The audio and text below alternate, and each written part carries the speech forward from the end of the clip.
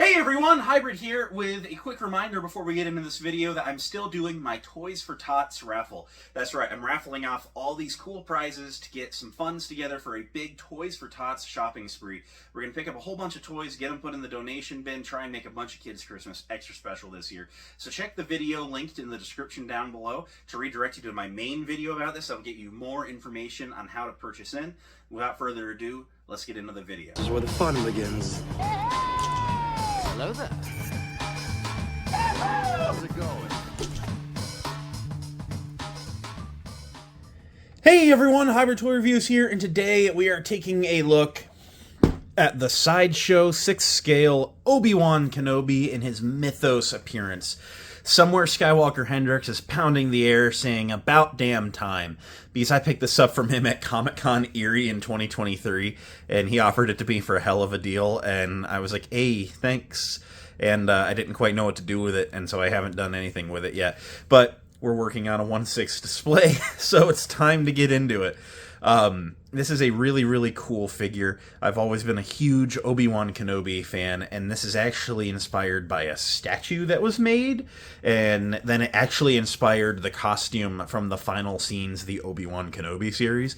So there's like a lot of kind of cool inspiration going on, and it's just really cool. The idea is Obi-Wan, somewhere between 3 and 4, wandering the desert, carrying things that he's accumulated, you know, going from hermit base to hermit base, and it's just a really, really cool idea. So, without further ado, let's get into it and see what Mythos Obi Wan Kenobi is all about. As always, we're going to start by taking a look at the packaging. So this is the Sideshow 6th scale packaging, very similar to the Hot Toys style box, with a black wedge-shaped background with dark gray triangles coming up the front. A nice photo of the figure looking super, super cool here. Down here you have Star Wars Obi Wan Kenobi. This is in a light gray, no foil embossing. Same with the Sideshow 6th scale, just light gray. Side of the box features some more of the motifs from the front with the Star Wars logo up top, Disney down here. Over here, again, just your Star Wars Obi Wan Kenobi. Around back, you get another really cool photo of Ben Kenobi, Obi Wan Kenobi, and then it's the Mythos barcode Sideshow, Star Wars, Star Wars, Star Wars. Now, like a Hot Toys box, these do open from the top like a shoebox. It's a very slow drop, but we're getting there. Come on, you can do it. There we go. Okay, and then inside is actually one of the art cards that you might be familiar with. Looking really good, just white on the back. And you have the figure in the tray, surrounded by his accessories, and there's actually more going on underneath. So we're going to go ahead and open them up, see what all can be said here. There's more images of the figure along the edges of the inner box, by the way. So I'm going to open them up and give you a look about what Sideshow Obi-Wan is all about. Here's Mythos Obi-Wan out of the packaging. As always, I'm going to start by taking a look at the accessories. So for starters, the wearables. He comes with a Jedi robe that just looks spectacular. The material is nice and soft and a touch velvety and just feels amazing. It has some great weight to it. It's very tattered along the bottom edge, even has like some holes in it, and it just lays very nice. It is sleeveless, which is not very common, but the Mythos statue kind of started the idea, in I believe, unless it was around before, but I don't recall it anywhere before. And then this figure brought it, you know, to 1/12, and then the Kenobi series used it for his later on costumes in the second half of the show. But slipping this robe on, once you have it up on his shoulders, just looks oh so good. Like so. It just lays nice. It looks good. The hood lays well if you have it up, or if you pull it down, it lays where it should. And ultimately, that's a really, really good looking robe. I love that. He then comes with his backpack, and this is the piece de resistance. This looks oh so very good. It features a brown pleather backpack at its core. Atop that is his Clone Wars shoulder armor with his Jedi Order symboled shoulder pads hanging up high. There are a couple loops, which we'll talk about later on.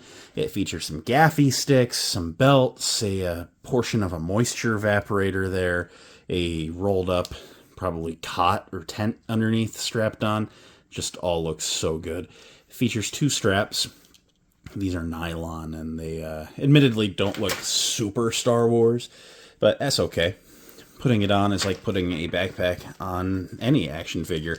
It's a little bit of an awkward process, but you get his arms behind him, you slide him up, his sleeves want to roll up with the straps, and that's the kind of thing that you just have to accept that you'll be fixing after. Once you have it on like so, it is a very good look. Kind of have to reposition some of the things. There's a lot of hanging bits and bobs going on here, but it looks very good once you have it all put together. This is going to be important going forward for the rest of the accessories. He comes with a Tuscan rifle, looking oh so very nice. It's got a nice sculpted stock with some wraps on it, some little silver accentuating bits and bobs.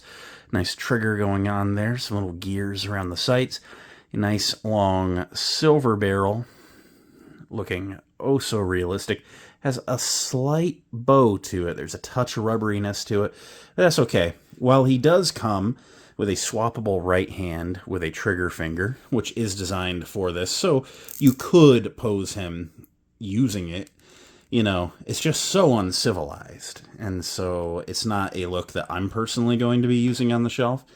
So it features a sleeve, and you just slide the rifle into the backpack like so. So many of these accessories do exactly that.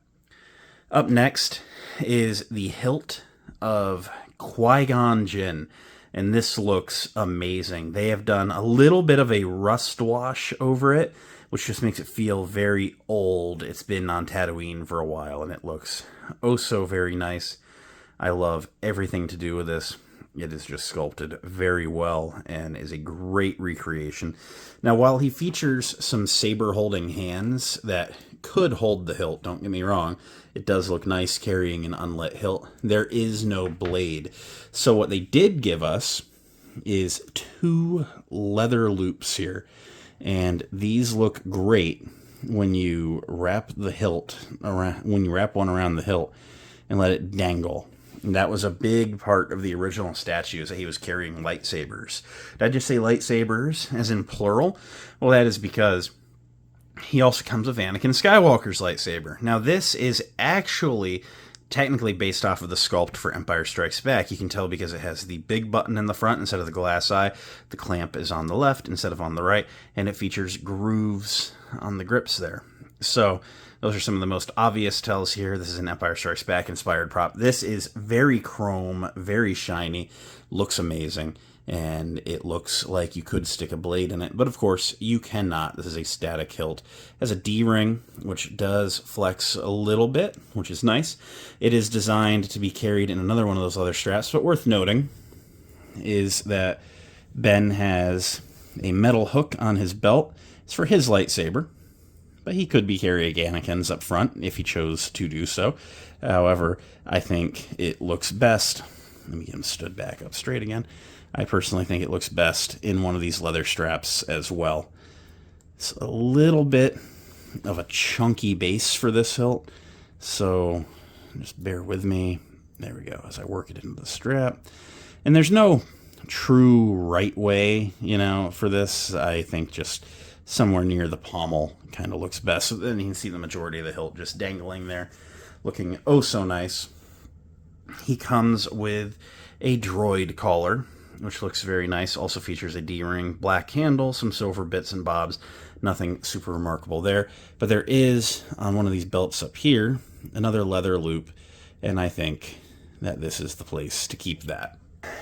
Looks very nice, all loaded out. Now, there are a couple of other accessories. I guess there's 2 ways that you could do this. He features a pair of binoculars, much like the ones that Han Solo carries on Hoth.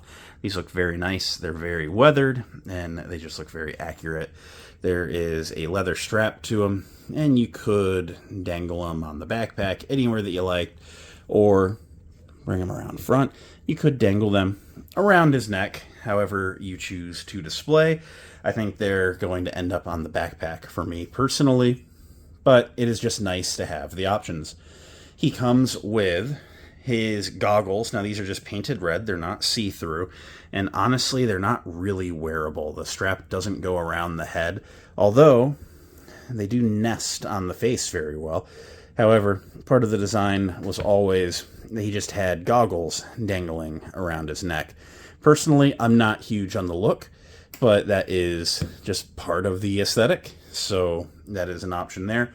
Or, like everything else, it could just dangle on the backpack. Now, of course, they aren't going to just give us an Obi Wan Kenobi figure and not give us his lightsaber. Now, this is definitely based on the A New Hope prop. Looks very nice. It's got some nice weathering to it. A lot of scuffs, a lot of rust. This has seen a battering, but it is just recreated very, very well.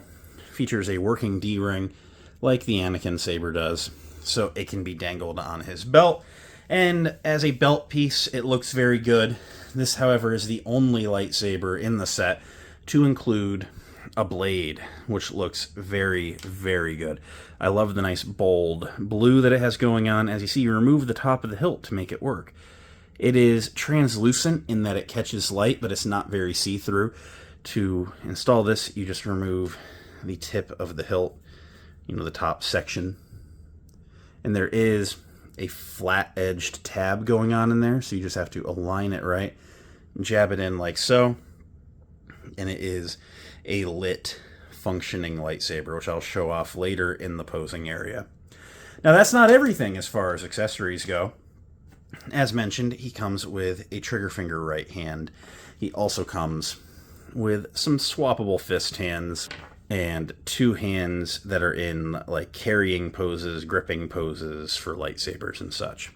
And then out of the box, he has his force wielding hands. So he is very loaded with accessories, and you can use those accessories to get him in many dynamic poses, which you might be helped by with the stand. It is one of these crotch grabber stands with a hexagonal base. There's no nameplate or anything. It's a little more basic than the Hot Toy bases. But you can raise the back, pull it all the way out if you want. And when you get Obi-Wan in a pose you like, you just plop him on, and you nest him onto the crotch grabber, and it does give you some good stability. While it's not flashy, it does definitely help him stay standing. Now that we've gone through that insane amount of accessories, let's go ahead and take a look at Mythos Obi Wan Kenobi. Now, this is inspired by the idea of a younger Alec Guinness. So this is not Ewan McGregor. This is Alec Guinness, and it looks very good. It looks like a younger Alec Guinness. It's just a great recreation of that. He obviously has been in the desert for a little while. His hair is very tattered. He's got the beginnings of gray going on in the beard and in the temples, and just little bits of gray spattered throughout. The likeness is just superb. The eyes look amazing. This is just a really, really great looking figure. I do like the head sculpt on this a lot. Looking at his clothing, he is wearing what appears to be very similar to the Episode 3 robes with the Episode 4 belt. So it's got like extra pouches on the sides and belt hooks instead of CoverTech wheels, and it just looks really, really good. It has a lot of weathering, a lot of like sun fading, especially on the outer tunic portions, and it just looks very well worn. This is a really nice blend of the Episodes 3 and 4 outfits, and I do really like that. Something that is unique is he does feature some fingerless gloves, and they look very good. They look very leathery. He's got the kind of gray, might have been tan at one point, but faded to gray kind of pants going on. And then he's got the Jedi boots with some wraps around the top. These look superb, by the way. They look very leathery. They have that texture, that wash, that grit going on. And they are just amazing. I love everything going on with this outfit. It is just super duper cool. The big pouch on the belt actually opens, which is neat. There's not really anything that goes in there. It is full of foam, but there's a magnet going on in there, so it does actually snap closed. So if you had a little accessory or something to hide in there, that would be a great place to hide it. This is just so super cool looking, I gotta say. I really love everything going on here.